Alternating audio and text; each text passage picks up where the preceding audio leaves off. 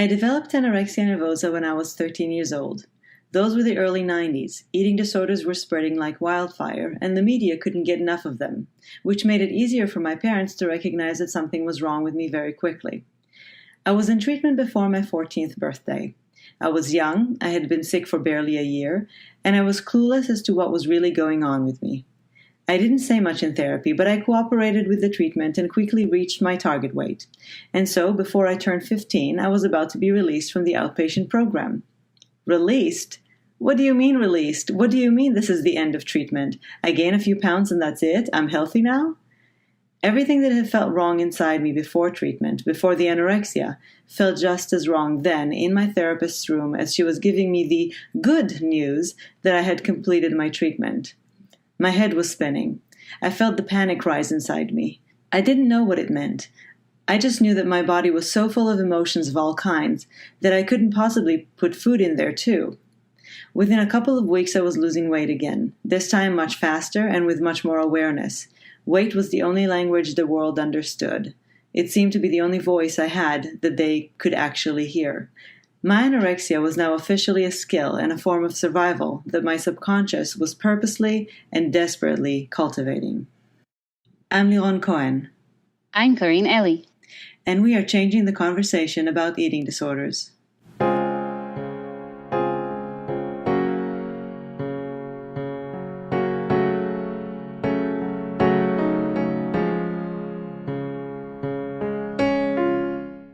So you described your body weight as a language. Can you say more about what you wanted to communicate through your eating disorder when you were 15 and who you wanted to communicate this to? I think that when I was 15, and that was part of the kind of the newness of the disease to me, because it happened spontaneously and organically. I don't think I had barely heard of eating disorders before I actually developed one, because it was very early on and I was very young.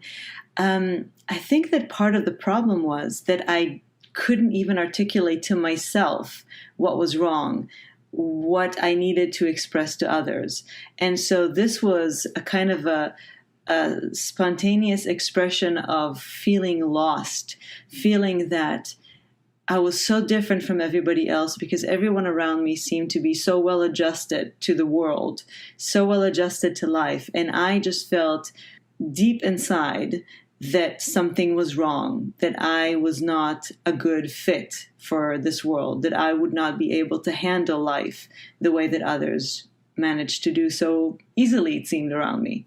I didn't know why I felt so out of place in the world and in my own skin. And I think that was the expression. It was a language that I needed for myself as well. And do you think people understood or No. They didn't understand? No, they didn't understand. Well, I mean, obviously, even in my treatment, it seemed like I wasn't really communicating it that well. I was taken into treatment, and I remember that the diagnosis came back as a mild case of anorexia nervosa. I think that they felt that because I had been sick for such a short time, because I hadn't gone down to a very extreme low weight, I think the assumption was we caught it in time. I wasn't sharing much in my therapy, in my talk therapy, and so maybe they just thought that there wasn't much to it. And obviously there was much more to it that I just didn't feel that I could even share with my therapist, because when you're a kid and you're kind of forced into treatment, you don't feel that it's a privilege as I do now. I feel that being able to share and talk to somebody about how you feel is a privilege. But back then I felt that I needed to guard who I was and what was going on with me, because the world seemed like it was on the other side of the ocean for me. I felt very isolated in my own experience. And so I guess when I reached my target weight, and because I had been cooperating, things just seemed great. I mean, my parents were certainly eager to believe that, and they didn't know much about the disease, so there was no reason for them not to believe that. So it sounds like the treatment you received as a young teenager wasn't the best fit for you, but you were still devastated when it ended. Was it just because your therapist said that you were recovered, or were there other factors involved? Yeah, I think at the time, because I was not actually actively aware of eating disorders as a concept, I was just, again, kind of spontaneously doing what I felt I needed to be doing. I didn't enjoy my anorexia. I didn't like it. It made me miserable. I had had anxiety problems and suicide ideation since I was 6, practically. But I was also able to enjoy life in many aspects. And anorexia was a punishment. I didn't enjoy it. It all of a sudden changed my entire way of interacting with myself, with my body, with the world. And I was pretty happy to be in an environment that forced me to be better to myself, even if it wasn't. I was happy to relinquish that choice to somebody else to tell me, you can't do that to yourself right now because we're watching you, and you have to eat. So even though I didn't cooperate with the treatment, the treatment, obviously, besides the physical aspects of it, didn't really reach me. I felt that I was being protected, and at least that somebody understood that I need help, even if I wasn't truly accepting it yet, even if they weren't giving me the right help yet. I at least felt that I was being seen for my distress. And telling me that I was recovered was telling me, no, we weren't seeing you. And now that you're physically healthy, there's nothing else that you need from us. You don't need help anymore. You're not in distress anymore. And again, I felt very, very alone. This is something that I also heard very often from people who participated in my research, that eating disorders are a way of making hidden suffering visible.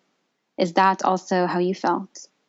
Absolutely. And I think there is a problem when, even in treatment, eating disorders have to, in order to be diagnosed with eating disorders, you have to fit certain criteria, which is mostly physical. It's kind of technical and mechanical. You know, the number of times you did something, the number of the percentage of weight you lost. It's very strict. It's very, it almost feels arbitrary. And there's very little in there about emotional distress, about mental distress. And I feel that it's paradoxical when therapists always say we don't want to treat the symptoms, we want to treat what's actually going on. But in order to be seen for what is going on, we have to display certain symptoms, especially in terms of if we want to be visible in the world. There is a certain expectation of what we're supposed to look like. And not to mention, there's a whole host of eating disorders that don't necessarily look like they're expected to look like in the by society. What it does is it makes you feel that in order to be validated in your suffering, it has to have physical displays. This is a really important point, and I think it might relate to what you said about anorexia as a form of survival. Is this correct? Absolutely, it's a form of survival. It's many things. It's even I even learned how to weaponize it, which I think many of us learn. But it is a form of survival because, to me, it was a way to manage to stay alive. I didn't feel that I could fully be alive, but I didn't necessarily want to not be alive at all. I was trying to communicate to the world that something was very wrong with me and needed to be addressed. And I felt that the world couldn't see it unless it had a physical expression. When people are physically ill, they're being noticed, they get sympathy, they get help. I didn't feel that my emotional distress and my deep suffering was valid without having some sort of a physical symptom to go along with it. And unfortunately, oftentimes throughout my experience with eating disorder, that experience turned out to be, that feeling turned out to be true. At the time when you were 15, did you know consciously that you were using anorexia as a form of survival? Did you know what it was that you were trying to survive? No. Again, when the anorexia started, it was, and this is something I've always found fascinating, by the way. I don't know what it's like now when the awareness for eating disorders is, people become aware of eating disorders very early on in their lives, I would assume, at least now, because it is a more talked about subject and more well-known subject. When I was 13, I knew very little, if anything, about eating disorders. And I find it fascinating that that was truly an organic disorder that began, I don't know, I guess you can say almost biologically.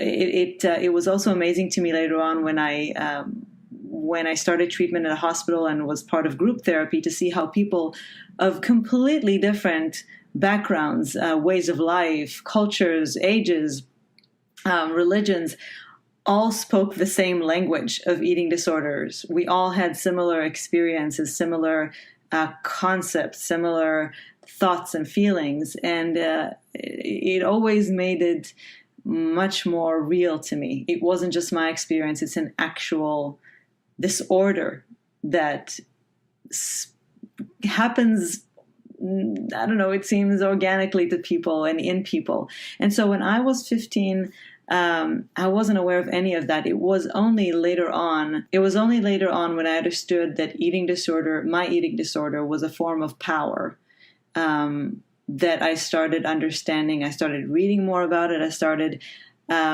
feeling that there was a bigger picture in my eating disorder. It wasn't just my experience. It was something bigger.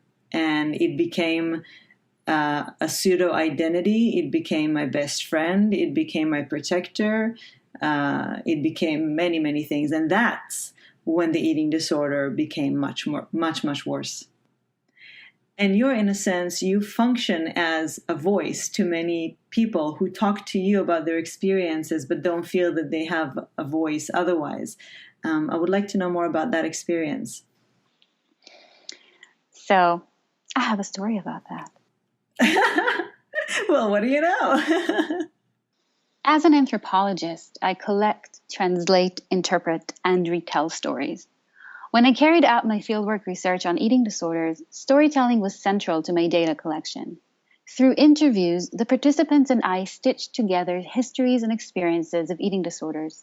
They told me their stories of illness and recovery, stories of how they developed their eating disorder, how they realized they were ill, who they were before the disorder began, who they became through it. And to this day, these stories are crucial to my work. In anthropology, when we present our research, we keep returning to the participants' original words. Collecting stories in the field means honoring these stories in our publications and presentations too. It means that my analysis does not simply present my own academic voice, but rather centers the expert participant voice. In practice, this means using extended quotes from the participants' interviews, ensuring that their stories are told, at least in part, in their own voice, and that analysis is always presented alongside the evidence upon which it is based. This practice places me, time and again, in the evocative position of speaking the participants' words in my own voice. In conference and seminar presentations of my research on eating disorders, I always include multiple original quotes. Reading out the participants' stories to the audience, my body, quite literally, becomes a visual and vocal conduit of their experiences. In those moments, it seems to me, my body, the presumably detached academic body, bears a curious privilege. My voice is given legitimacy, my academic status lending credence to others' words of experience, words they might otherwise be expected to validate through reference to photographs, body weights, and emblems of suffering. But I am allowed to speak their words and be heard. I am allowed to tell the participants' experiences without audiences waiting to see an extreme body telling these tales. I am allowed to read out these stories with the expectation that the participants' reflections will be accorded their rightful place. You're saying that when you're speaking the same words that you heard from your participants, you are allowed to say them without the expectation of attaching, as we've talked about before, a body spectacle to it. why do you think some people's voices are allowed to be heard, whereas others feel that they need to prove it in some sort of physical way? I think much of it has to do with the way that society constructs expertise. Being an expert on your own life or in your own life, as people with eating disorders are, is constructed as not enough. What they're expected to present is a spectacle to be judged and consumed. Whereas being someone who's detached, presumably like a clinician or a researcher, you're allowed to have expertise pertaining to other people's lives. I think much of it has to do with the hierarchical construction of knowledge, and also perhaps with the particular function that people with certain disorders are presumed to serve in the public gaze. It sounds like you have a lot of respect, though, to your participants' voices. You use a lot of quotes. You try, I know because I've read a lot of your research, you try always to be faithful to what you were told and to present your participants' words without cynicism or criticism. How do you do that, and how do you feel about personal expertise of people with eating disorders? Well, I think that ultimately people with eating disorders are the experts in their own lives. My role as an anthropologist is to document this and to interpret this through particular theoretical frameworks that enable a process of sense-making to occur that can position eating disorders within their societal and cultural meanings in order to shed further light on these phenomena. But again, ultimately, it is the person herself or himself who is an expert in their own life. And I think no research can exist without honoring the expertise of the participants. Did you find, by the way, in speaking to so many people, did you find that they were, in fact, much more capable of analyzing their own condition and situation than maybe academia usually gives them credit for? I think that, well, it depends. First of all, it depends on the discipline. I think in some disciplines, you will find that researchers do respect participants' own knowledge and seek out that knowledge and that analysis. In the realm of eating disorders, you often see that not just in anthropology, but also in sociology and feminist analysis, in some psychological research.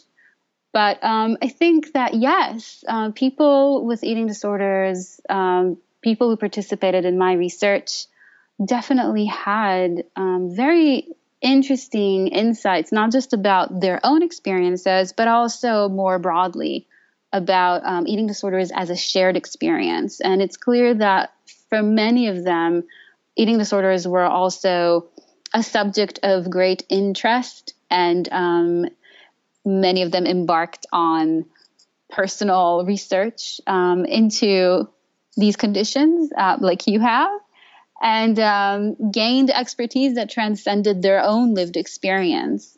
Because I think for many of the participants in my study,